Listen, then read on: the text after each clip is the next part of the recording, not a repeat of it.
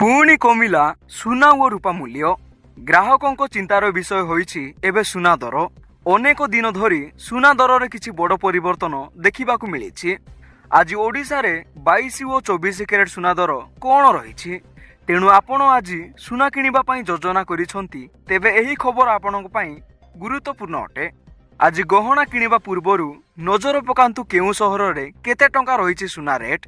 आज भारतीय बजार रे 24 कैरेट सुना 1,58,890 टंका रही। सेहीपरि 22 कैरेट सुना दर 1,45,650 टंका रही। एवं सेहीपरि आम ओडिशार राजधानी भुवनेश्वर रे 24 कैरेट सुना मूल्य 10 ग्राम पिछा 1,58,890 टंका रही बेले 22 कैरेट सुनार मूल्य 1,45,650 टंका को पहुंची। सेहीपरि नुआ दिल्ली रे 24 कैरेट सुना दर 1,58,040 टंका और 22 कैरेट सुना दर 1,45,800 टंका रही।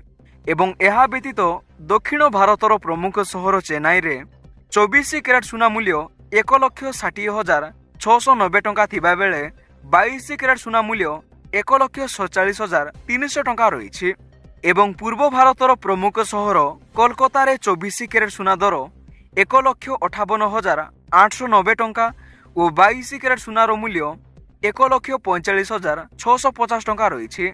एवं अन्यपटे रूपा मूल्य किलो पिछा 2,85,000 टंका रही बोली साधारणतः सूचना मिली।